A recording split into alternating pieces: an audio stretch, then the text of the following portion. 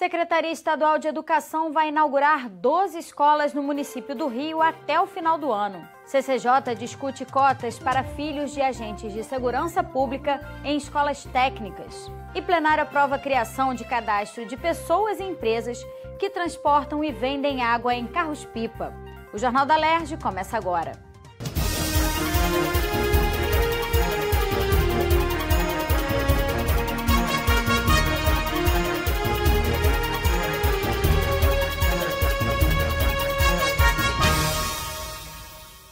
Boa noite.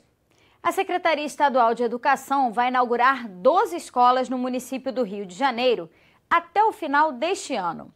Foi o que anunciou o secretário Pedro Fernandes durante a audiência pública da Comissão de Educação da Alerj. A crise de vagas na rede estadual de educação foi tema da primeira audiência pública da comissão, presidida pelo deputado Flávio Serafini. Ele é aqui o primeiro tema da primeira audiência pública dessa comissão de educação, que foi empossada há poucas semanas e voltará durante o ano inteiro, até porque a gente entende que tem mudanças no processo de matrícula, tem mudanças na gestão das escolas, onde os diretores têm que ter mais autonomia para abrir novas turmas e garantir acesso dos estudantes à escola, tem mudanças no registro da criança e do responsável que estão procurando vaga na escola e não estão encontrando.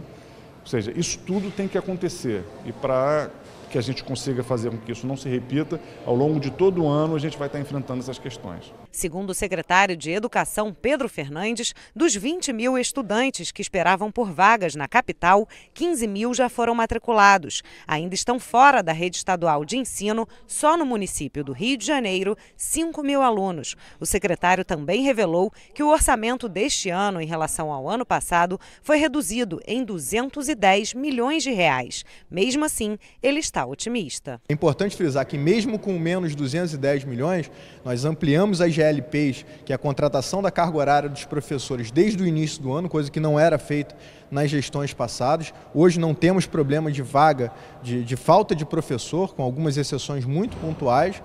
Estamos recompondo a equipe pedagógica, estamos construindo escolas e estamos fazendo formação continuada dos nossos professores. Então isso é planejamento, mas claro, se puder ter uma ampliação dos recursos para a Secretaria de Educação, vai ser importante para a gente avançar na questão dos porteiros, inspetores escolares, equipe administrativa e contratação de mais professores. Ele disse ainda que a pasta tem dificuldade em planejar a contratação de funcionários, já que o fluxo de pagamento realizado mensalmente pela Secretaria de Fazenda não é regular. Se a gente tivesse esse planejamento, esse fluxo contínuo, o planejamento é muito mais facilitado porque a gente sabe exatamente o quanto que a gente pode contar no final do mês. Enquanto essa regra não estiver clara, a gente vai demorar um pouco mais para estabelecer um planejamento, porque eu não posso assumir compromisso sem saber se eu vou ter retaguarda financeira para isso. Este promotor de justiça informou que o Ministério Público ajuizou uma ação civil pública e agora aguarda o cumprimento de uma decisão liminar que determina a alteração dos repasses dos recursos de educação. O que a gente pretende uma das medidas, é que a própria Secretaria de Educação ela tem a gestão desses recursos numa conta própria vinculada a ela, a Secretaria de Educação. O que a gente entende vai permitir, inclusive, que a área de educação possa programar melhor o serviço educacional, as contratações, os pagamentos, etc. Outras questões levantadas durante a audiência foram a dificuldade de acesso ao matrícula fácil, por falta de internet e as péssimas condições das escolas. A escola é um espaço caótico. A gente encontra com um espaço caótico por falta de professores e funcionários. Então, permitindo mais do que nunca a evasão escolar. Em relação à matrícula fácil, a dificuldade que se tem de fazer a matrícula fácil em grande parte da Baixada e Grande Rio e capital também, porque muitas vezes a internet não funciona, a gente passa dias sem internet na escola, às vezes sem telefone, e muita gente não tem acesso à internet. O deputado Flávio Serafini, presidente da comissão, disse que já oficiou a Secretaria de Educação com diversas medidas a serem tomadas. Reverter fechamento de escolas. Na própria região oeste da cidade do Rio de Janeiro, foram fechadas escolas recentemente. Eram escolas que funcionavam só no turno da noite. Mas para uma criança da Zona Oeste que quer uma vaga, é melhor que essa vaga seja no turno da noite da Zona Oeste do que da Zona Norte. Utilização de espaço físico de outras escolas, como por exemplo as escolas da rede FAETEC, aluguel de prédios privados, aquisição de prédios privados para que possam funcionar novas unidades escolares. A gente vai cobrar que essas medidas sejam tomadas com celeridade para que ainda esse ano esses alunos que estão fora da escola possam ter garantido o acesso. Deputados da CPI do feminicídio definiram a agenda de trabalho na primeira reunião do grupo. Na próxima semana, serão ouvidas a juíza Adriana Mello e a delegada Adriana Mendes, do Instituto de Segurança Pública. Os parlamentares vão convocar também representantes do Poder Judiciário, do Ministério Público, da Defensoria Pública, das Polícias Civil e Militar e da Subsecretaria de Políticas para Mulheres. A comissão quer ter acesso a pesquisas do Fórum Nacional de Segurança Pública, do Instituto Igarapé e da Fundação Getúlio Vargas para contribuir com o relatório do grupo. Do Instituto de Segurança Pública, a gente quer conhecer o tamanho desse fenômeno que está registrado nas estatísticas das delegacias de polícia, sabendo que esse fenômeno que está ali registrado não corresponde à verdade, porque há, sem dúvida nenhuma, muitos casos, por exemplo, de violência que não fizeram parte das estatísticas policiais e, por exemplo, uma mulher que chega num hospital dizendo que caiu da escada e quebrou seu braço, com indicadores de esganadura, a gente pode estar diante não de uma lesão corporal, e sim de uma tentativa de feminicídio. Então, conhecer esses dados é fundamental. E conhecer o que acontece quando esses dados chegam ao Poder Judiciário. A presidente da CPI solicitou que os deputados apresentem sugestões para a convocação de autoridades e vítimas de violência, além de locais para diligências. O objetivo é incluir todas as regiões do Estado no trabalho da CPI, ouvir mulheres e combater o feminicídio. Os dois equipamentos importantes para uma primeira diligência ou primeiras diligências da CPI do feminicídio são o Centro Integrado de Atendimento à Mulher, em Comendador Soares, que atendia a 13 municípios da Baixada. Nós também visitamos a Delegacia Especial de Atendimento às Mulheres, em Belford Roxo. E as condições do equipamento eram as piores possíveis. Então, ter um equipamento como esse e próximo à Delegacia Especial de Atendimento à Mulher de Belford Roxo, também tem a Casa de Passagem. A Casa de Passagem é esse segundo lugar onde as mulheres elas são acolhidas, onde elas ficam quando não podem voltar para os seus lugares de residência. A Comissão de Turismo da Alerj foi instalada na tarde desta quarta-feira. O deputado Elbert Rezende foi eleito presidente e a deputada Zeidan Lula, vice-presidente. Entre os temas que devem ser debatidos em audiências públicas estão a viabilidade turística do Maracanã, a relação entre esporte e turismo e a evasão de empresas aéreas do Estado. É um setor que vai crescer e é estratégia do governo seguir nesse sentido realmente do turismo. Sabemos que é um caminho que traz uma economia que ela é limpa, não polui e realmente só tem a ganhar o Estado com isso. Nós discutimos algumas questões aqui, discutimos a relação do turismo com o setor de esporte, com a segurança pública que precisa melhorar, discutimos também as demandas que eu trouxe de algumas reuniões que eu fiz com alguns secretários de municípios para discutir o turismo como um todo, em todo o estado do Rio de Janeiro. Enfim, nós temos muito para fazer, muito para crescer. Eu acho que a comissão vai poder ajudar muito o governo do estado nesse sentido, no sentido de trazer boas propostas, boas estratégias para poder somar ao governo do Estado nesse sentido. A deputada Zeidan Lula destacou a necessidade de discutir a situação do Prodetur e sugeriu que o secretário estadual de Turismo, Otávio Leite, seja convidado pela comissão a participar de uma audiência na Alerj. É super importante a Comissão de Turismo ser instalada hoje e nós ouvirmos do novo secretário, Otávio Leite, as propostas, o programa de trabalho que ele tem pensado para o Estado para ir para esses 4 anos de governo. O Prodetur é um projeto de turismo que investe em turismo no interior.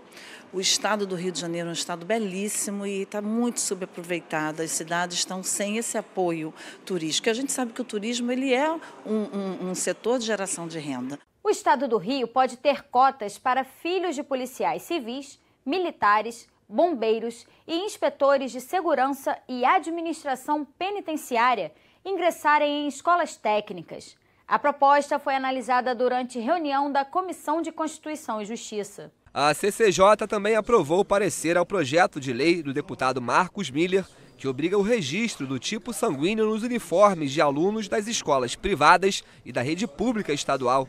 Já o projeto da deputada Marta Rocha prevê que 20% das vagas nas escolas técnicas do Estado sejam destinadas aos filhos dos profissionais de segurança pública. Para a parlamentar, é importante que todos estes profissionais tenham o direito de prestar concurso para ingressarem nas escolas técnicas assegurado. Não é fácil ser policial, né? E aí, nesse sentido, já que a gente tem tantas questões ligadas à cota para a escola pública, a cota para pessoas afrodescendentes, eu sou a favor de todas essas cotas, eu estabeleci, foi aceito hoje na Comissão de Constituição e Justiça, uma cota para os filhos de policiais poderem fazer o concurso para a escola técnica, né? Então, é um exemplo de uma cota e a gente ficou muito feliz que a Comissão de Constituição e Justiça entendeu pela constitucionalidade. Nesta quarta-feira, os parlamentares aprovaram o projeto dos deputados André Siciliano e Luiz Paulo, que cria um cadastro estadual de pessoas e empresas que fazem transporte e venda de água potável em caminhões-pipa. As concessionárias de fornecimento de água devem ser responsáveis pela administração, manutenção e gerência deste cadastro. A proposta foi aprovada em segunda discussão e agora segue para análise do governador. Em 2013, aconteceram rompimentos em adutoras muito próximas uma da outra, inclusive aqui no Maracanã. E houve falta d'água em muitas regiões da cidade. E aí, carros-pipas de todas as procedências apareciam vendendo água a preços exorbitantes e sem se saber essa qualidade da água e a origem dessa água. Então nós decidimos à época que era importante que tivesse um cadastro de carros-pipas que oferece esse tipo de serviço. Também foi analisado o projeto do ex-deputado Ricardo Abraão, que autoriza o governo a implantar um hospital no município de Mesquita, na Baixada Fluminense. O projeto foi aprovado em segunda discussão e agora segue para a sanção ou veto do governador. A Alerj pode passar a receber sugestões de projetos de lei enviados pela população do estado do Rio. As propostas que obtiverem apoio de pelo menos 0,1% do eleitorado fluminense, cerca de 12.400 pessoas, devem ser apresentadas pela Comissão de Normas Internas e Proposições Externas da Casa. O projeto do deputado André Siciliano e do ex-deputado Anderson Nogueira, que altera o regimento interno da Alerj, volta mais uma vez à pauta para recebimento de emendas. Os cargos de presidente e vice-presidentes da Fundação CCERJ, que cuida da educação à distância no estado, podem ser preenchidos por processo consultivo. Os deputados Flávio Serafini Valdec Carneiro e o ex-deputado Dr. Julianelli querem implantar o sistema para democratizar a gestão da instituição. De acordo com o texto, professores, alunos e bolsistas do CCERJ terão direito a voto. O projeto volta a ser discutido mais uma vez em plenário. A Fundação CCERJ hoje é uma instituição fundamental na democratização do acesso à educação no estado do Rio de Janeiro. Atinge dezenas de milhares de estudantes espalhados pelas regiões mais longínquas, mas ao mesmo tempo é um arranjo institucional ainda muito frágil.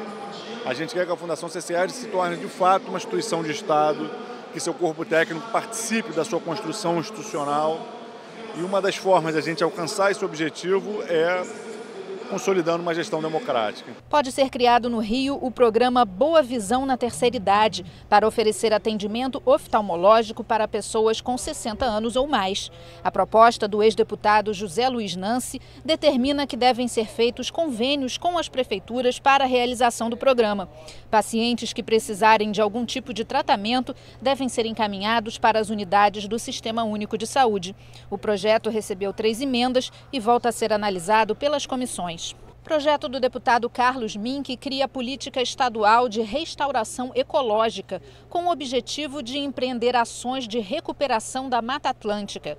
A restauração ecológica é a intervenção intencional para recuperar ecossistemas degradados ou alterados em áreas rurais ou urbanas. O texto determina quais órgãos administrativos devem estar envolvidos e de onde virão os recursos para a implementação do programa.